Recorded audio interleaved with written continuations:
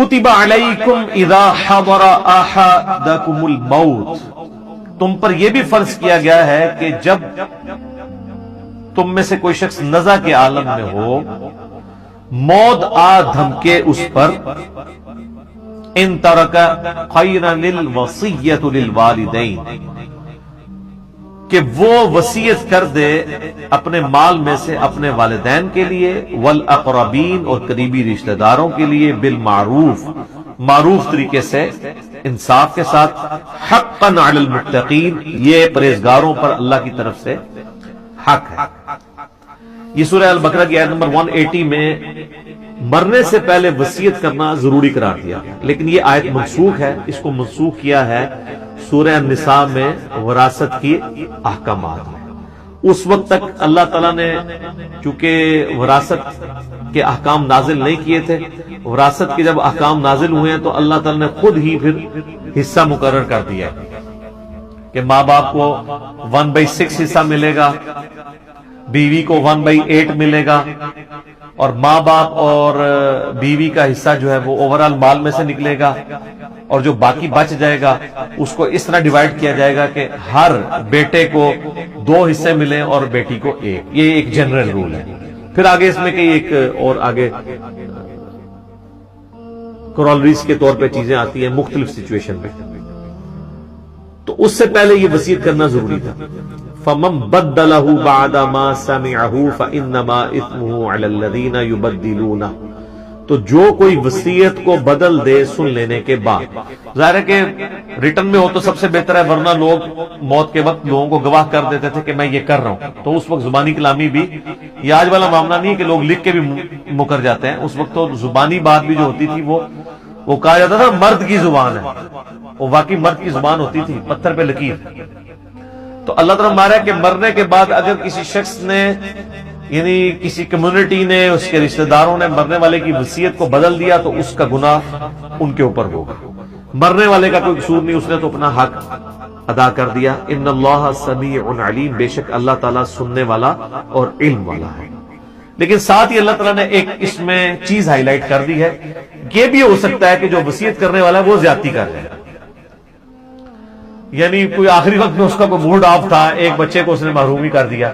خیر لیکن یہ تو اب باتیں ختم ہو چکی ہیں نا، اب تو کوئی نہ آگ کر سکتا ہے کسی کو، آگ کرے گا بھی تب بھی اولاد جو ہے وہ اس کو حصہ ملنا ہی ملنا ہے، آگ کرنے سے وہ آگ نہیں ہوتا، پاکستان کے قانون میں بھی نہیں ہوتا۔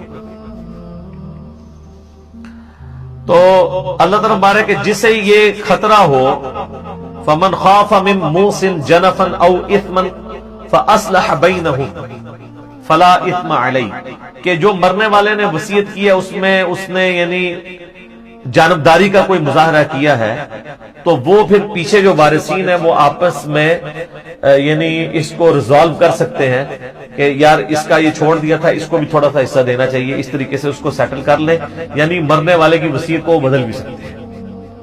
ان اللہ غفور رحیم، تو بے شک اللہ تعالیٰ بھی بخشنے والا مہربان ہے، یعنی مرنے والے کی وصیت کو آپ بدل سکتے ہیں، وہ وصیت جس کو واجب تھا پورا کرنا۔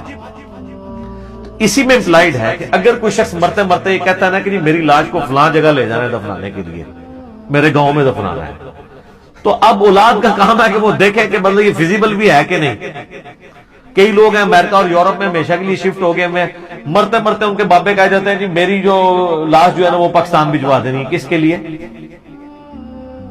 آپ لوگوں کو مصیبت میں ڈالنے کے لیے کہ آپ کو لوگ ان کے جنازے پڑھیں، ادھر ہی دفنائیں، تاکہ اولاد میں اگر کبھی اپنا غم غلط کرنے کے لیے قبر پہ جانا تو قبر موجود تو ہونا، اور اس طرح قبر کو باقی رکھنا تو سنت ہے۔ صحیح مسلم میں نبی علیہ السلام اپنی والدہ کی وفات کے آلموسٹ 50 سال کے بعد ان کی قبر پہ گئے اور وہاں پہ روئے جا گئے۔ تو یہ تو نہیں ہے کہ ایک بندہ جو ہے وہ ہجرت کر کے کہیں چلا گیا اور وہ اپنے آبائی علاقے میں اس کو بھیج دیتا ہے کہ جی وصیت کر دے کہ وہاں پہ دفنایا جائے۔ جو ورثاء ہیں وہ دیکھیں کہ یار کون سی چیز فیزیبل ہے، اس کے مطابق عمل کریں۔ اسی طریقے سے وہ وصیت کر دیتا ہے کہ جی میرے مرنے کے بعد اتنے پیسے فلاں مولانا صاحب کو دے دو، فلاں مدرسے میں دے دو۔ یہ اب آپ دیکھیں کہ بعد میں وہ کیا ہوا ہے، کئی لوگ تو زندگی میں لکھوا لیتے ہیں، اور جو زندگی میں نہیں لکھوا سکتے وہ میت کے اوپر اونچی اونچی آواز میں کہتے ہیں جی بس آخری ویلیج کہندے سن، آخری ویلیج کہندے سن۔ اور تاکہ کوئی نہ کوئی شرم کر کے کوئی نہ کوئی دے ہی رہے. ٹھیک ہے, لوگ ان لوگوں کو کیا ہے, مطلب جھوٹ بولتے ہوئے کو دیر لگتی ہے, تو آخری ویلیج پہ ہمیں کہنا سر ہمیں لکھ کے بھی دے گے نہیں. یہ اولاد پیچھے ڈیسائیڈ کرے گی کہ یہ فیزیبل ہے یا نہیں ہے, کہ یہ پیسہ جو ہے وہ کدھر جا رہا ہے. دیکھیں نا جی, اب پچھلے دنوں جو فیصل عیدی صاحب نے کیا ہے کہ انہوں نے جا کے 1 کروڑ کا چیک جا کے پرائم منسٹر کو پکڑا دیا, یہ خیانت کی ہے. اسلام میں تو اس چیز کی اجازت نہیں ہے. جن لوگوں نے انہیں پیسہ دیا ہے وہ اس لیے دیا ہے کہ وہ ان پہ اعتماد کرتے ہیں کہ ان کے ذریعے چیریٹی ہو جائے. یہ تو حکومتوں کے کام ہے کہ این جی اوز کو پیسہ دیں, نہ کہ این جی اوز جو ہیں وہ اپنا پیسہ دیں. اور پھر میں نے تو وہ ایک کاغذ بھی دیکھا کہ سول ایویشن اتھارٹی کی طرف سے نکلا ہوا ہے جس میں انہوں نے ایئر ایمبولینس یوز کی ہے کراچی سے اسلام آباد جانے کے لیے, چیک پکڑانے کے لیے. سول ایویشن اتھارٹی کا لیٹر نکلا ہوا ہے اور اس کی ابھی اس کو نکلے ہوئے 5-6 دن ہو گئے, کوئی تردید نہیں آئی ہے. وہ لیٹر بھی دیکھنے سے اوریجنل ہی لگ رہا ہے, یعنی انہوں نے مان لیا کہ ایسا ہی ہوا ہے اور نظر بھی آ رہا ہے. ظاہر فیصل عیدی صاحب تو کوارنٹین میں بیٹھے ہوئے نا. کراچی کا بندہ اگر اسلام آباد پہنچ گیا ہے تو کوئی جن تو نہیں ہے وہاں پہنچا ہے. کراچی کا بندہ جو کراچی میں ہوگا, اسلام آباد میں ہوگا, ٹریفک تو بند ہے, تو کیسے پہنچا ہے وہ اپنی ایئر ایمبولینس لے کے. ٹکٹ یعنی 1 کروڑ کا تو ٹکٹ, وہ 1 کروڑ کا تو وہ چیک دیا انہوں نے, اور جو پیسے خرچ ہوئے ہیں جہاز کے اوپر اپنا جہاز لے کے. سر جس ملک کے اندر وزراء, پرائم منسٹرز, آرمی چیف پورے چارٹرڈ طیارے لے کے جا رہے ہوں تو سر اتنے پھر عیدی صاحب کا بیٹا بھی کہے گا میں کیوں نہ لے کے جاواں, میں تو پھر بھی ڈلیور کر رہے ہیں نیشن کو.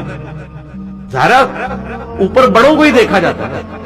اور آپ دیکھیں نیچے کتنے لوگوں نے کمنٹس کیے کہ اندازے سے ہم 1 روپیہ نہیں ان کو دیں گے. وہ 1 روپیہ اس نے 1 کروڑ روپیہ دے کے اپنے کروڑوں روپے لوز کروا دیں. تو اس طرح کی بھی معاملات یعنی مس ہینڈل ہو جاتے ہیں لوگوں سے. تو یہ دیکھنا چاہیے کہ جب کوئی شخص وصیت کرتا ہے آپ اس کی وصیت کو اس طریقے سے مال جس کام کے لیے دیا گیا اس کام کے لیے وہ استعمال کریں. آپ اس کی اجازت کے بغیر نہیں کر سکتے. اکثر آپ مساجد میں بھی دیکھتے ہوں گے کہ لوگ پیسے دے کے جاتے ہیں اور کہتے ہیں یہ مسجد کے بل کے لیے استعمال کر رہے ہیں. ٹھیک ہے, اب جب دیتے وقت اس نے یہ شرط لگا دی ہے نا سر, تو مسجد کے بل کے علاوہ کسی اور چیز کے لیے وہ استعمال نہیں ہو سکتا الا یہ کہ اس سے اجازت لی جائے. وہ لوگ کیوں ایسے کہہ رہے ہوتے ہیں, ان کو یہ یقین ہوتا ہے کہ یہ مولانا صاحب اپنی جیب میں استعمال کریں گے, اپنے اوپر لگا لیں گے. کیونکہ اکثر جو تگڑے قسم کے مولوی ہیں وہ تو مسجد کمیٹیاں آ کے پہلے توڑ دیتے ہیں جیسے اسٹرانگ ہوتے ہیں, چندہ اپنے قبضے میں کر لیتے ہیں. پھر کوئی ان کی یعنی ڈکلیئرڈ تنخواہ تو ہوتی ہے 15,000, لیکن جو انڈکلیئرڈ ہے ان کے خرچے بتا رہے ہوتے ہیں کہ یہ 15,000 تو روز کا خرچ کر رہے ہیں. تو کہاں سے کر رہے ہوتے ہیں, وہ چندہ ان کے قبضے میں ہوتا ہے. اس لیے جو سمجھدار لوگ ہیں نا وہ چندہ باکس پہ لکھوا دیتے ہیں کہ جی اس میں جو چندہ آپ ڈالیں گے اس کے کلی اختیار ہوں گے خرچ کرنے والوں. یہ باپا جانی والوں کے جو آپ چندے دیکھیں گے نا ان کے اوپر یہ عبارت لکھی ہوتی ہے اور یہ بڑے شرعی طور پہ صحیح لکھی ہوئی ہے کیونکہ وہ بری ذمہ ہو گئے. اب آپ نے ڈال دیا تو اس پہ لکھا ہے کہ اس میں جو چیز ڈالیں گے وہ ہمیں فل اختیار ہوگا, ہم اسے جہاں مرضی استعمال کریں. اچھا لفظ کیا استعمال کیا, کلی اختیار. کلی سے ہر شے آ سکتی ہے جناب, کوئی دنیا کی چیز ہے وہ کل بھی آ سکتی ہے.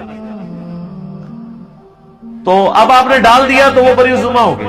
ہاں دنیاوی طور پہ بری ذمہ ہو گئے, باقی اللہ کو تو وہ جواب دیں گے کہ وہ کلی میں انہوں نے اگر وہ اپنی ذاتیات اس میں لے آئے ہیں اور دین کے اوپر نہیں لگایا انہوں نے اور اپنی خدمت کرنے کو دین کی خدمت سمجھ لیا تو وہ تو اللہ تعالیٰ کو جواب دے ہوں گے. وَلِعَوْذُ بِاللَّهِ تَعَالَى.